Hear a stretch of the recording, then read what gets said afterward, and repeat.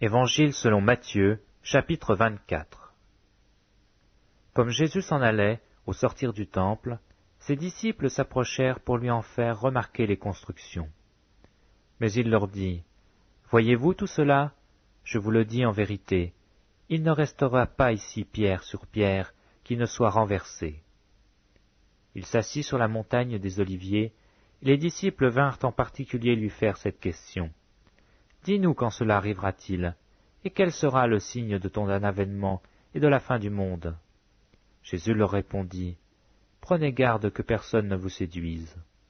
Car plusieurs viendront sous mon nom, disant, « C'est moi qui suis le Christ », et ils séduiront beaucoup de gens. Vous entendrez parler de guerre et de bruit de guerre. Gardez-vous d'être troublés, car il faut que ces choses arrivent, mais ce ne sera pas encore la fin.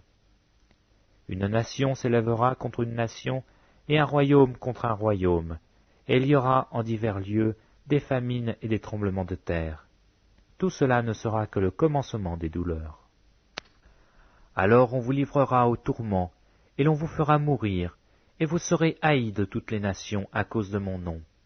Alors aussi plusieurs succomberont, et ils se trahiront, se haïront les uns les autres. Plusieurs faux prophètes s'élèveront, et ils séduiront beaucoup de gens. Et parce que l'iniquité se sera accrue, la charité du plus grand nombre se refroidira. Mais celui qui persévérera jusqu'au bout sera sauvé.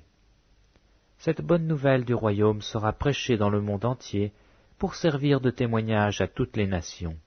Alors viendra la fin.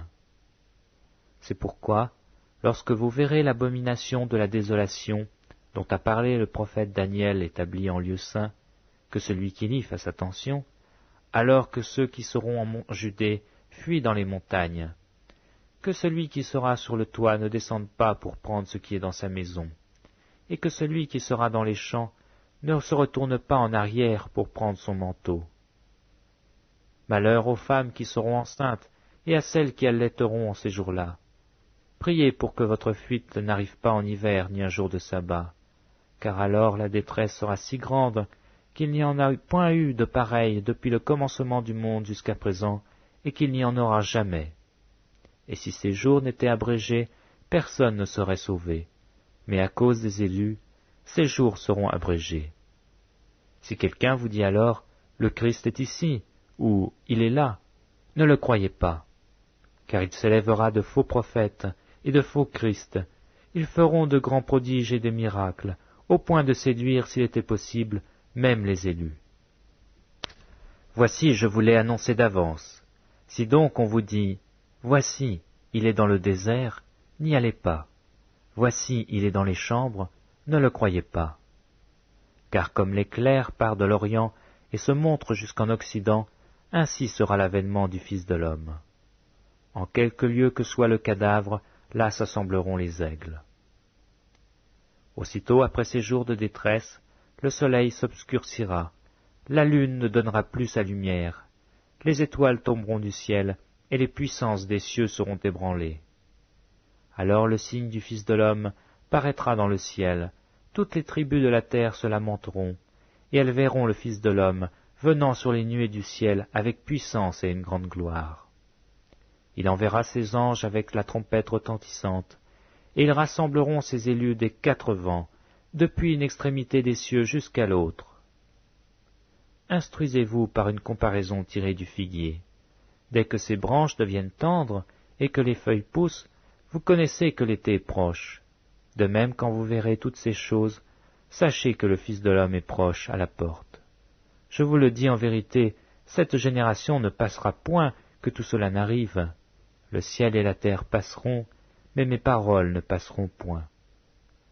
Pour ce qui est du jour et de l'heure, personne ne le sait, ni les anges des cieux, ni le Fils, mais le Père seul. Ce qui arriva du temps de Noé arrivera de même à l'avènement du Fils de l'homme.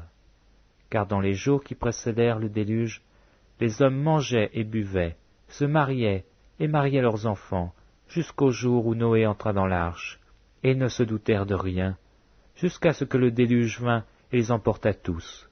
Il en sera de même à l'avènement du Fils de l'homme. Alors, de 2 hommes qui seront dans un champ, l'un sera pris et l'autre laissé. De 2 femmes qui moudront à la meule, l'une sera prise, l'autre laissée. Veillez donc, puisque vous ne savez pas quel jour votre Seigneur viendra. Sachez-le bien, si le maître de la maison savait à quelle heure de la nuit le voleur doit venir, il veillerait et ne laisserait pas percer sa maison. C'est pourquoi vous aussi, tenez-vous prêts, car le Fils de l'homme viendra à l'heure, et vous n'y penserez pas. Quel est donc le serviteur fidèle et prudent que son maître a établi sur ses gens pour leur donner la nourriture au temps convenable? Heureux ce serviteur que son maître à son arrivée trouvera faisant ainsi. Je vous le dis en vérité, il l'établira sur tous ses biens. Mais si c'est un méchant serviteur qui dit en lui-même « Mon maître tarde à venir », s'il se met à battre ses compagnons, s'il mange et boit avec les ivrognes, le maître de ce serviteur viendra le jour où il n'y s'y attend pas, et à l'heure qu'il ne connaît pas. Il le mettra en pièces et lui donnera sa part avec les hypocrites. C'est là qu'il y aura des pleurs et des grincements de dents.